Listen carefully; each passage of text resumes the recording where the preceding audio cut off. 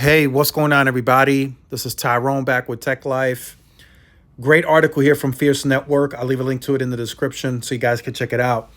So I just wanted to talk about this briefly. I see a lot of articles kind of hyping up 5G Advanced a little too much. I see some articles saying it's going to be a huge boost in speed and everything else in between.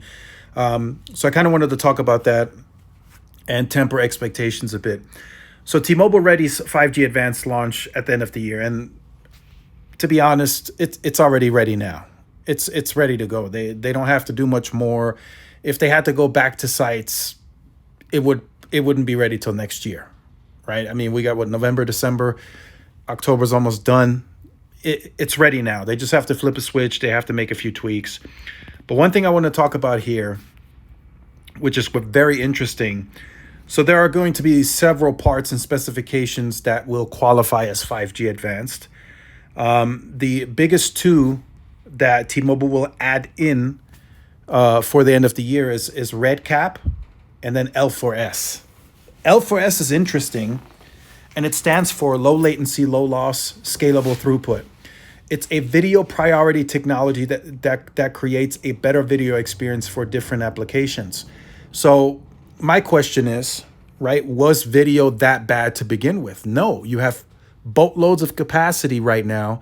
If people are on the right plan, right, the highest plans, they should have full access to the entire low latency and highest throughput possible. So why are we implementing L4S already? Are we dealing with congestion issues already? Do we have to manage the network differently, right? That's a question that can be asked. So during conditions of network congestion, there is signaling going from the network to the app that tells it to slow down the bit rates to adapt to the conditions. So you always get optimal rates through whatever video you're watching, the executive said. So again, conditions of network congestions, are we running into that already? No. So I don't know why that is being hyped up as a big technology for 5G Advanced when we don't really have congestion just yet.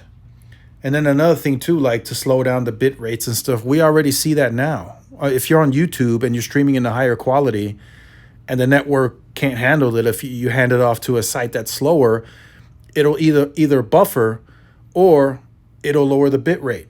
It'll put you down to 720, 360, 480, whatever the case. So I don't know why that's being hyped up as such a big deal for 5G Advanced. So temporary expectations there.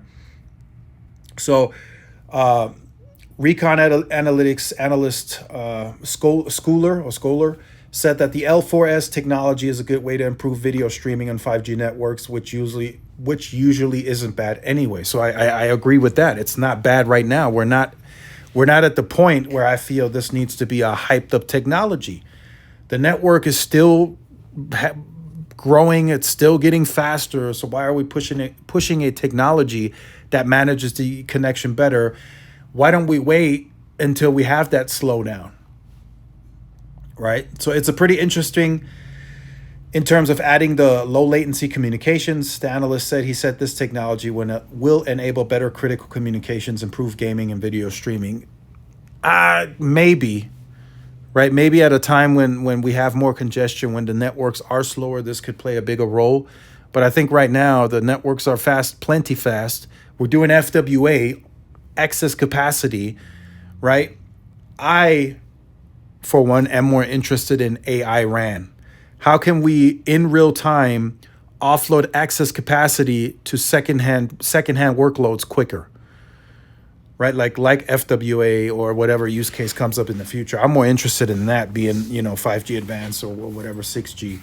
But for now, the RedCap and then the L4S, just in my book, not a big deal. T-Mobile is able today to handle the workloads, right? I think slicing, if network slicing is considered 5G Advanced, I think that's a bigger deal, in my opinion, for 5G Advanced.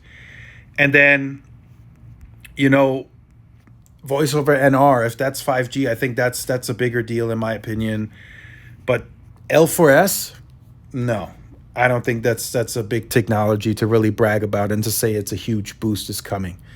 You're not going to all of a sudden see a huge implementation of faster speeds because of 5G advanced. It's just what you're seeing now, right? If it is perceived to be 30% better, like if you do get FDD, massive MIMO at scale in your market, 30% is like another 100 megabits per second. So you're not going to go from 500 to 1.3 gigs, right? That's going to have to be backhaul and deploying all the spectrum that they own in the toolbox to see that improvement and more sites and more small cells.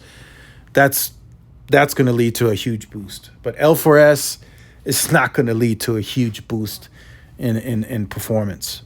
So just wanted to talk about that briefly, temporary expectations on that. You might have a smoother experience on FaceTime, whatever, if the connections are more evenly balanced with this technology. But the network, it can handle it today. It's plenty fast. Maybe a few years from now, this will play a bigger role. But for now, the network can handle it. So let me know your thoughts in the comments. Like, share, subscribe if you're new. Follow my social media outlets. This is Tyrone with Tech Life. See y'all in the next one. Peace.